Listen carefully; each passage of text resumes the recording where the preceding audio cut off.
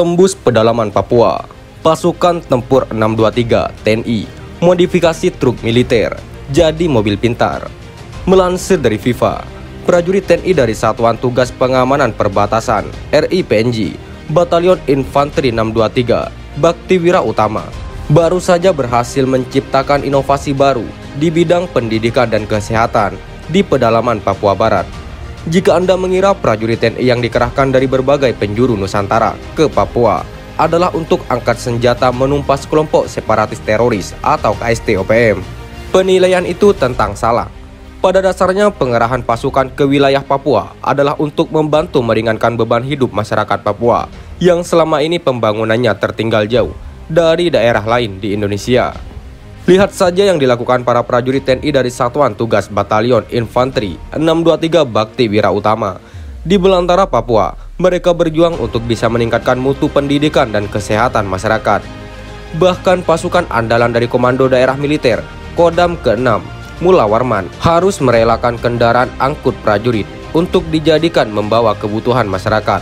Berdasarkan siaran resmi Yonif 623 BWU yang diterima FIFA Militer, truk angkut prajurit itu dimodifikasi untuk dijadikan mobil pintar dan mobil sehat.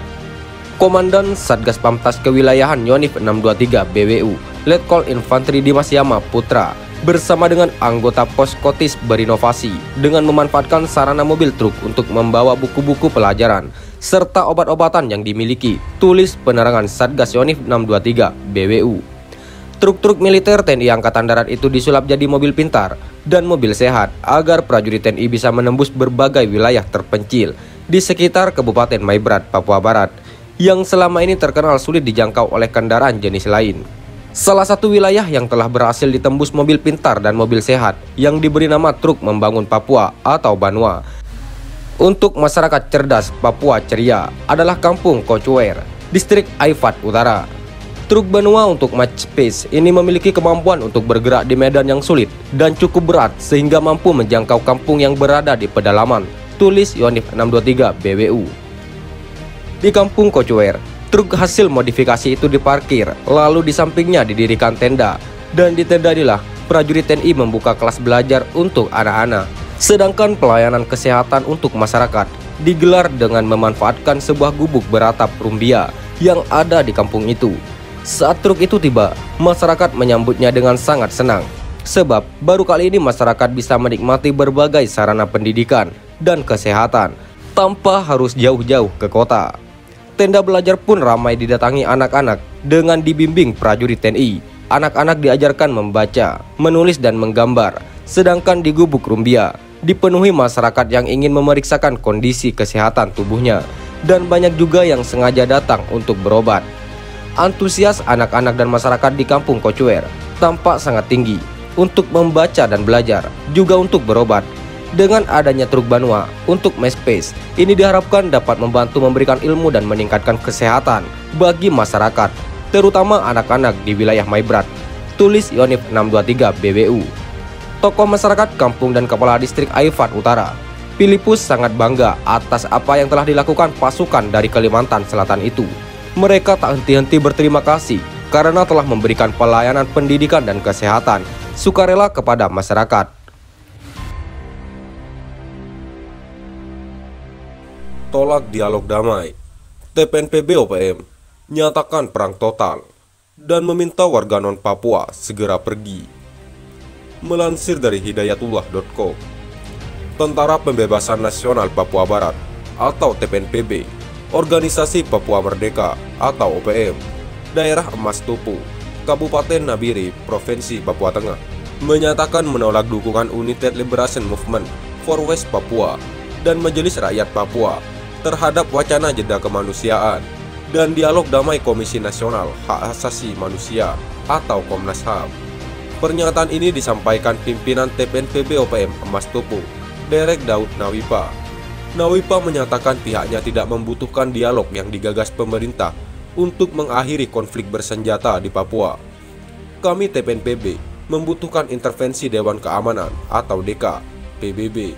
Kami tolak dialog dan jeda kemanusiaan yang akan dilakukan oleh Komnas HAM, kata Nawipa. Nawipa mengatakan pihaknya memperingati hari lahirnya embrio negara Papua Barat.